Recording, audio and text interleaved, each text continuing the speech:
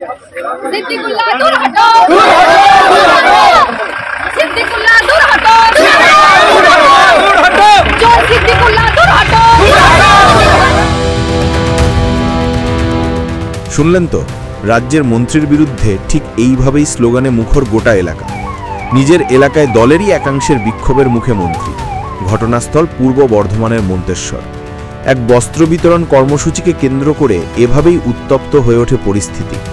নিজের নির্বাচনী এলাকাতেই সিদ্দিকুল্লাহর বিরুদ্ধে উঠল গো ব্যাক স্লোগানও। আর সেই স্লোগান কারা দিল জানেন? বিরোধীরা নয়, বরং এই বিক্ষোভের হোতা ছিল সিদ্দিকুল্লাহর দলীয় কর্মীরাই। হঠাৎ কেনই বা এই বিক্ষোভ? কারা কারা ছিলেন এই ঘটনার তত্ত্বাবধানে?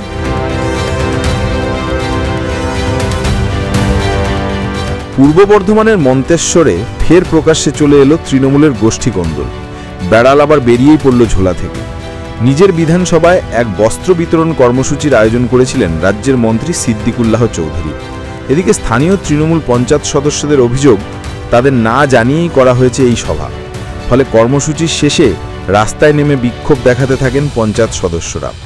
এই ঘটনায় সভাপতি অসন্তুষ্ট সিদ্দিকুল্লাহ। নাম না করেই দলীয় কর্মীর বিরুদ্ধে তোপ দাগেন তিনি। স্পষ্ট জানিয়ে দেন, এলাকায় আর দেখানো চলবে না দাদাগিরি।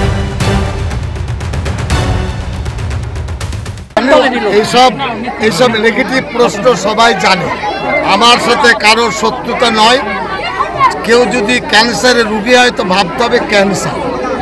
ইনফ্লুয়েঞ্জা হলে একটা ট্যাবলেট দিতে সেরে যাবে, কিন্তু টাইফয়েড হলে ডোজটা আলাদা দিতে হবে। এখানকার যারা নেতা টাইফয়েডের রুগী, ইনফ্লুয়েঞ্জা না ক্যান্সার, তারা নিজেরা বুঝতে পারছেন কিসের রুগী। কেউ কারো জমি দখল করবেন না। হয়েছে না হয়েছে এটা সার্বিক আমি বার্তা দিলাম। কেউ দালালি খাবে না, মানুষকে কেউ মারপিট করবে না, এবং এটা মোটরসাইকেল বাহিনী বাড়ি বাড়ি ঘুরে ভয় দেখাবে, সব হবে না। ফের দলেরই বিক্ষোভের মুখে পড়ে হঠাৎ সুবুদ্ধি জেগে ওঠে মন্ত্রী মশাই। এতদিন গুন্ডাদের নিয়ে রাজনীতি করার অভিযোগ উঠেছে যার বিরুদ্ধে, তাঁকেই রাজনীতিতে দুর্বৃত্তায়নের প্রতিবাদ করতে শোনা যায়। আমরা শান্তি চাই, এবং রাজনীতির নামে ত্রাস, রাজনীতির নামে জমি দখল, রাজনীতির নামে মারপিট এসব বন্ধ করে ভালো মানুষের রাজনীতি করতে হবে, এবং মানুষের স্বাধীনতা, মানুষের দলের প্রতি আস্থা, এটা আমরা ফিরিয়ে আনতে চাইছি। এটা কি বিরোধী দল করছে না নিজের, মানে এইসব নেগেটিভ প্রশ্ন সবাই জানে।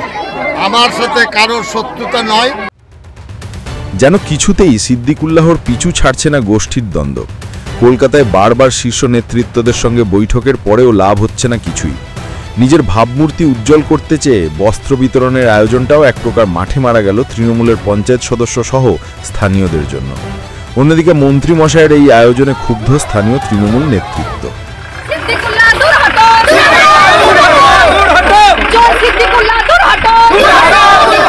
যাবার সময় আমরা সিদ্দিকুল্লাহকে দূর হটাও করে আমরা বিদায় দিয়েছি। ওই রকম চোর, যাদেরকে চোরদেরকে নিয়ে যে মন্ত্রী গ্রামে এসে শাড়ি বিলিয়ে যাচ্ছে, যার কোনো সংগঠন নেই, সেই রকম মন্ত্রী আমার গ্রামে ঝামেলা করার জন্য আমরা কেউ চাই না, এবং গোটা গ্রামই চাই না। আমার গ্রামে এখানে কোনো মহিলা, আমার নিজস্ব মহিলা বা আমার গ্রামের যারা সাধারণ মানুষ তারা নেই। ওখান থেকে চিন্টু নিয়ে এসেছে 42টা মোটরসাইকেল, বাইরের ভাড়া করা লোক। আরে বাইরের ভাড়া করা লোক নিয়ে এসে সিদ্দিকুল্লাহ সাহেব মুরুলে রাজনৈতিক এখানে দেখাতে আসবে, মানে সংগঠন দেখাতে পারবে না। সংগঠন থাকলে, দম থাকলে আমার গ্রামের কতগুলো লোক ওই রাজিবুর রহমানের পিছনে আছে, ওই চিন্টুর পিছনে আছে। তৃণমূলের অন্দরে কোন্দল নতুন বিষয় নয়। প্রথম থেকেই এই সমস্যায় এক প্রকার জর্জরিত তৃণমূল নেতৃত্ব। কিছুদিন আগে হুমায়ুন কবিরের কুশপুতুল পোড়ানো সহ তার ছবিতে জুতোর মালাও পরিয়েছিল নিজের দলের সদস্যরাই। এবার নিজের এলাকায় চোর এবং গো ব্যাক স্লোগান যে মন্তেশ্বরের বিধায়ককে বেশ বেকায়দায় ফেলে দিল, তা তো বলাই বাহুল্য। সামনেই নির্বাচন, আর তার আগে এইভাবে মাঠে নেমে পড়ছে দলের বিরুদ্ধে যদি দলীয়রাই, তাহলে কি এবার বিদায় ঘণ্টা বাজতে চলল তৃণমূলে? উত্তর দেবে সময়। ব্যুরো রিপোর্ট, মাধ্যম।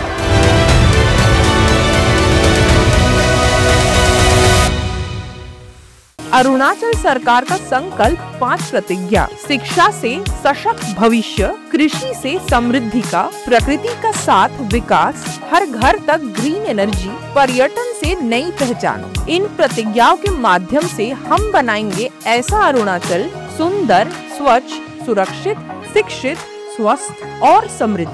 हमारा वादा, विकास भी विरासत भी।